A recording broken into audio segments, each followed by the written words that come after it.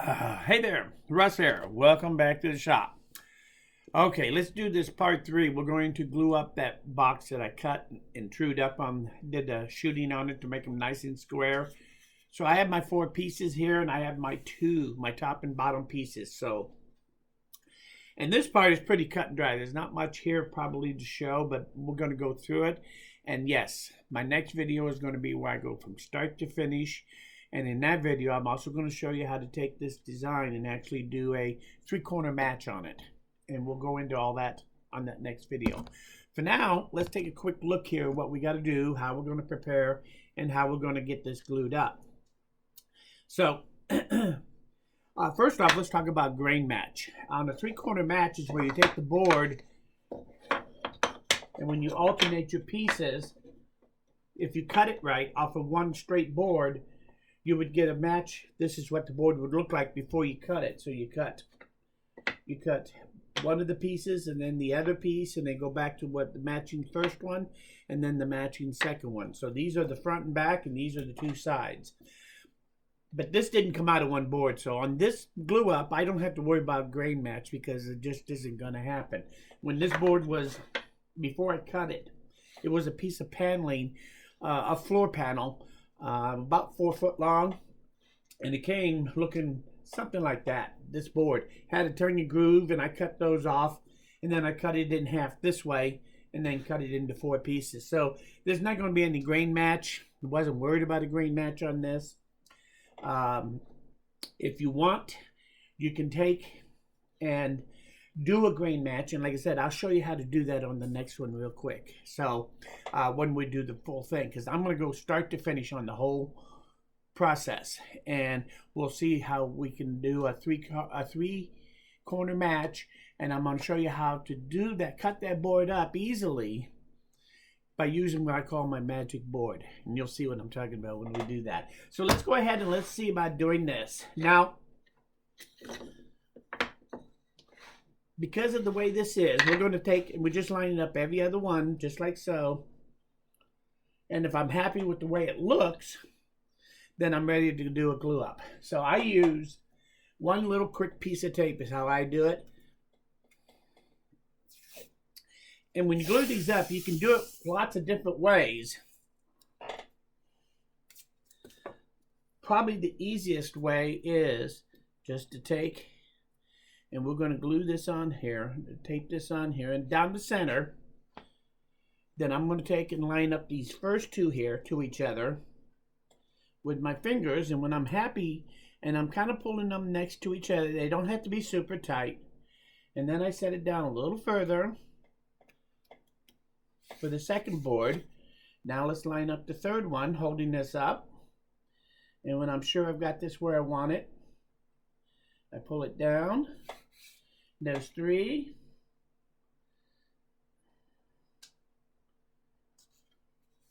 And there's 4. So now I have them all taped up, ready to be put together. So I turn it over, and I'm ready now to assemble this. Now, I did make a quick change. Instead of using the plain hardboard, I took and used to cut another piece out, the same size. This is one of the ones I was going to originally use in here.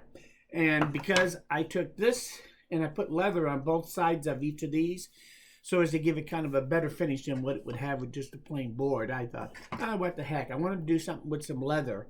So we're going to do this, and I'm going to do a roll and a roll on the top to give it a nice tuck and roll look on the leather, I think. I'm going to try it. I've never done it before, so I thought this would be a good box to do that with. So I went back and I cut my grooves a little wider. So now this thing is way too wide for this board anyway. Now I did make it a little extra wide even for these, and the reason I did that is I'll show you when we get it together what we were doing. So now we're ready to glue this up.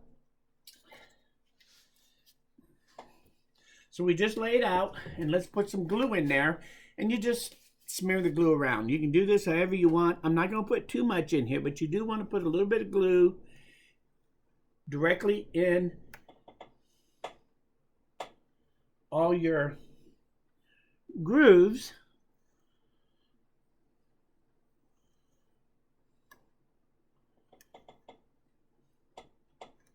like so, and then we're going to take and put a little bit across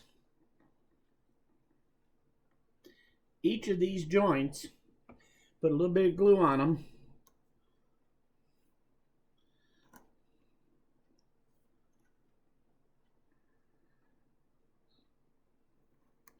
Like so. And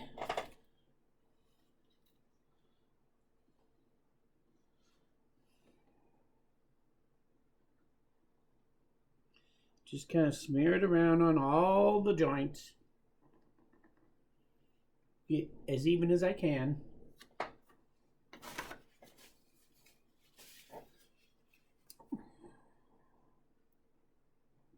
Now you could do this with a brush. You could do this in any way you want.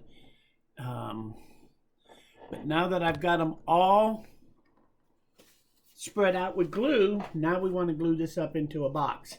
So I'm going to take my two top and my bottom of my box, and I'm going to set them just about where it looks like they're going to have to be in there. Then we're going to wrap this side up and lock it in place like so. And now let's bring this one up like so, and here. And now we're just going to tape this together like that. Oh. And let's take and do a quick cleanup of my glue. I should have probably put this down to begin with, but that's okay. And I'm just going to wipe off the excess glue that I see at this moment. And the box is still far from set. But we want to try to make sure that we don't put a mess and glue anywhere. And now, what I like to do to set this thing in place, first thing you want to do is kind of look at it and make sure it looks like all your corners are pretty well lined up like they're supposed to. And this thing come together just perfect because of all the extra work we did in the first two. And shooting them was really important to make sure that these things are now perfect. Now, I like to use what I call a band clamp to do this job. There's lots of ways you can use rubber bands. I can wrap it bunch with tape. But what we're going to do is just use a simple band clamp instead. And that's, like I said, I've actually found this style in particular is my favorite. So we're going to set this thing just, not quite, all the way up. Leave it down about a quarter of an inch or so from the end. And we slip this over the top, over it. Now this thing usually comes with corner pieces on it, but on such a small box, I take them off. So I put this one right here in the corner, just lay it on the table, like so. And now we're going to pull the excess through there, like so. And now I can take this and barely snug it, just enough to have it hold. And then we're going to take and pull it up to the very center of the box. And I'm snugging it down a little further and further, pulling it together. Now that I have it partially pulled together, I want to go back through here, take a good look at all my joints, and make sure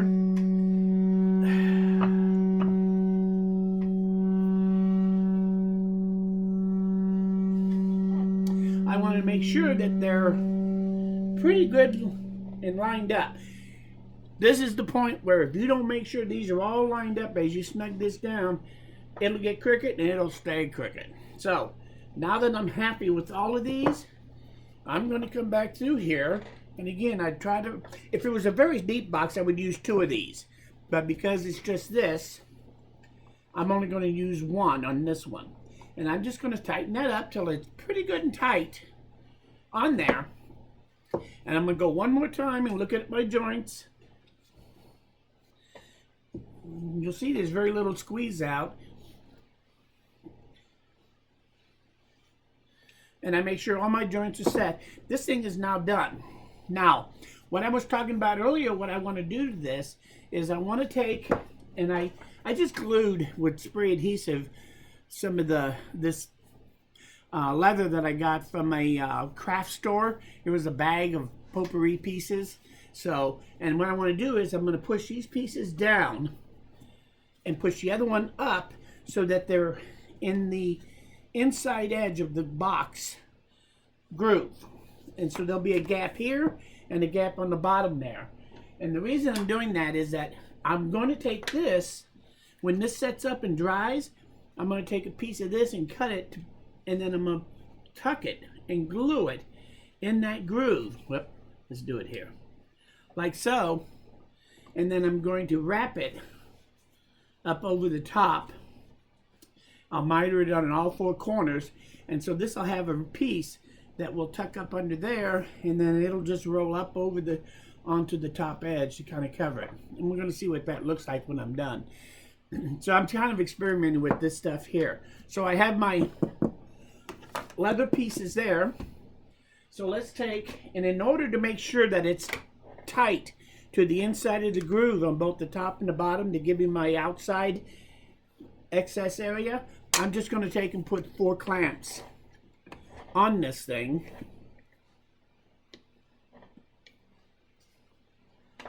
Like so.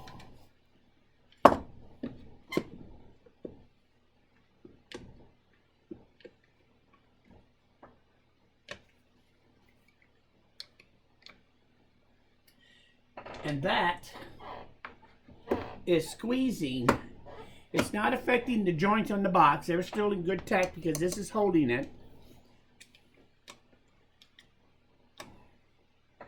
And I'm just going to put 4 of these on here just to squeeze that lid and that bottom toward the inside lip of the groove, like so. So we got this gap under here and this gap up above here. On the bottom, I'm not too worried about it. I may put a nice round, quarter round on there or something maybe. On the top, I would like to probably put some kind of rollover on the leather. So that's why I put this on. I don't normally have to do this. Normally I cut that groove exactly the right size, which I had done before for that other piece of hardboard. And that worked okay 99% of the time. That's what you want to do. You want it to be loose enough that you can put it together like you saw me do, but tight enough that it pretty much fits into the glue, into the groove nicely. So this box is done. This is all there is to the glue up. I'm going to do one more check to make sure, and all 4 of my corners look pretty darn good if you ask me. So we're going to leave it just like this, let it stay glued up for a couple hours, and that's all there is to gluing them up. So now that you've seen all the different steps individually, my next video coming out, and I'm going to do this one pretty quick. I know I've been a little slow putting out videos in the month of January, but I think I'm about back up to speed again. So give me 1 or 2 days, and we're going to do all these steps in one day. When I get done and I take the clamps off, it'll look just like this box here.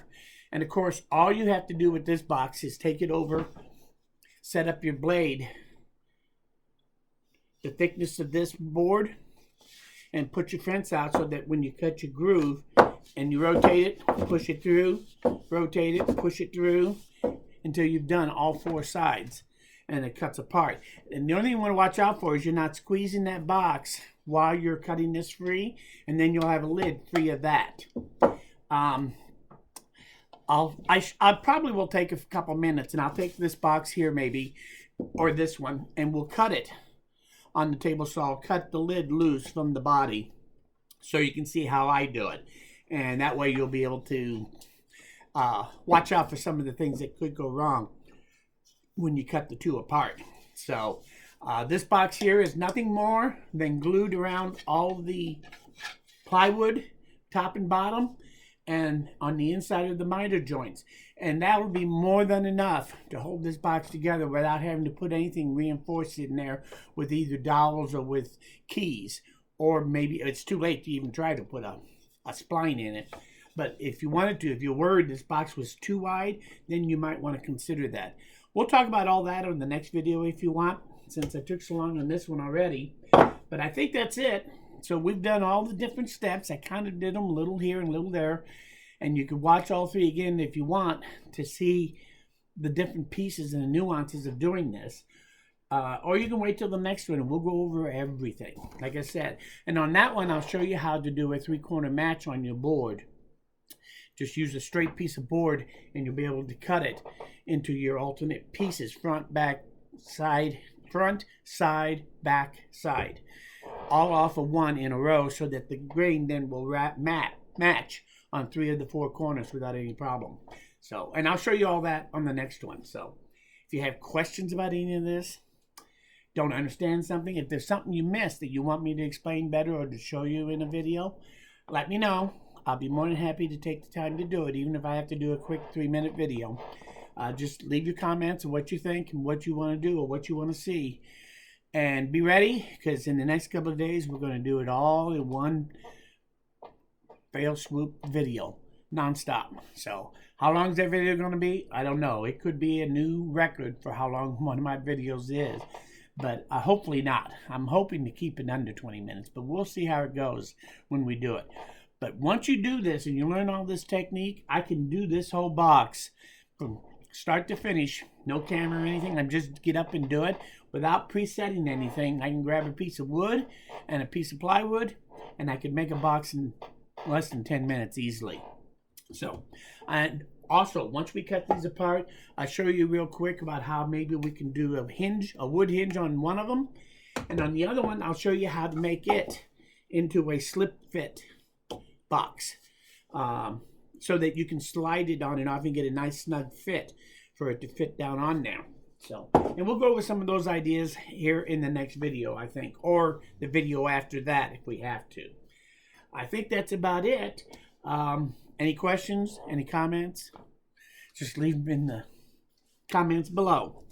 If you learned something here or you like this video, hit that like button. It lets me know I'm doing the right thing. Most importantly, though, please come back again because we're back at it and we're nowhere near done. We got lots of new videos coming out this year. So thanks, and we'll see you guys soon.